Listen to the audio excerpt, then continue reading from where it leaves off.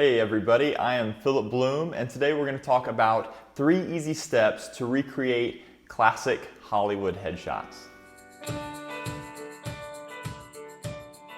Today, this is an opportunity to remind ourselves that photography is really fun. And to me, one of the most fun things is to go in, stretch my skill set, jump out of my wheelhouse, and try to reverse engineer a photo, just like you do when you're a beginner, right? You're looking at photography all the time, trying to think, how is that lit? And even as a professional, as an experienced photographer, when you go to a new genre like classic Hollywood headshots, it's something that most people don't shoot anymore.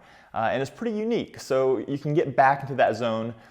So the 3 steps that I want to take you through: reverse engineering, some classic headshots, we'll look at those, to choose what kind of lights to use, and then we're going to position those lights and take the shot, see what kind of results we get. I've got some images that I like, that I think represent the era, mostly Humphrey Bogart. Let's look at about 5 things that I think define these images. You can see, generally define your key light pattern by finding the shadow on the other side of the nose.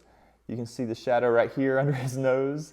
The same dark shadow here. Here again is that loop.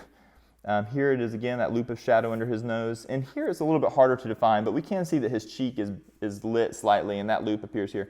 So what we're getting is a real consistent loop lighting rather than a Rembrandt lighting or a butterfly light.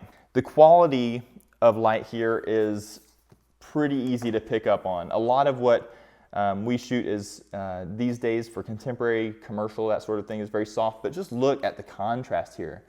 There are deep shadows that you can't even see, barely see information. And then there's highlights that look almost blown out. Whenever you see that harsh line between shadow and light, you know that you've got hard light. Contrast, that's really the ratio of light. Generally, we want our subject to be a little bit brighter than the rest of the image, so they really pop off the page. But isn't it unique what they did back, in these images? Oftentimes we have a super bright background, something to help separate the subject from the background, and yet the subject himself is kind of dark and understated. It gives sort of a gritty, realistic environmental feel, and I think it's a perfect example of breaking the rules in order to create something original that still works. The background in all of these movies is also a dark, moody scene. You can see all of these are very dark backgrounds. They don't disappear completely, but they're mostly dark. Even this one that has kind of a cookie that has been shot through to give the shape around his head. He's lit behind, but the scene itself is dark and then light is added. We're not going to make a nice, smooth background transition. There's going to be stuff going on here, some unevenness. And then finally, the pose. You wouldn't think too much about a pose being important. It's just a headshot, right? But there are a few important things here that are consistent almost throughout.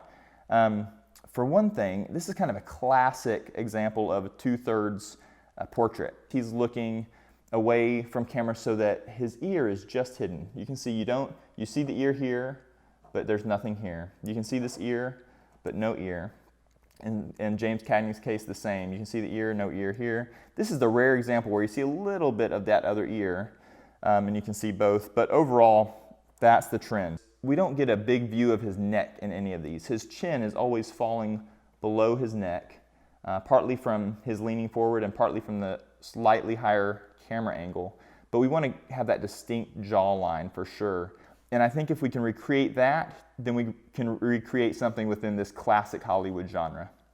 All right, so now all we have to do is choose the lights we're going to use for this, okay? A light is a light. You can almost use any light at its base, whether you're using some quick pocket strobes. We're in the studio, so we're going to use what's at our disposal. And I've got some of these large studio strobes, my old school Alien Bees, very manual. What really matters is the modifier, right? So what kind of shape of light are we creating? We talked about it. We want hard light. We want high contrast. So generally in the studio, I might be using softboxes to kind of soften the light on my subjects for that more modern contemporary look, where we have a gradual shift from shadow to light. It's very appealing. You don't really think about the lighting. This classic Hollywood look is all about the mood. It's about that mystery and that emotion. So instead of a softbox like this, which kind of spreads light onto your subject from every angle, filling in the shadows, we can use a hard light, take away the modifier completely, and this is what's inside. Now, I'll use a strobe like this on commercial shoots sometimes in the background, and it's just going to disperse light everywhere for great kind of starbursts and what looks like the effect of sunlight, omnidirectional light that just fills a space. But we can't do that in this case because we said a dark background, a dark, moody scene. We don't just want light everywhere illuminating everything. So how are we going to accomplish that while still creating a hard light? Well, you can use something like, this will come with almost any studio strobe. This is just a dish that we're going to put around the light, around our strobe. And now, instead of light coming out this way, we're going to really focus the light as much as we can in one direction and really just hit myself as the portrait subject right where we want to. Create those shapes along the collar, create that edgy feel. So that light spread is going to be around 120 degrees. And I think we probably want to control that even more. So what we could do is take, here's an example. This light that I have on a boom stand has a grid. Take it right off here and find some way to apply it onto our flash. All right, so we've just set the lights up in terms of direction, and I want to show you how we did those. So we have basically a 3-light setup. We didn't have to use a light on the background, although you could do something creative, like shine a very direct light on the background behind my head.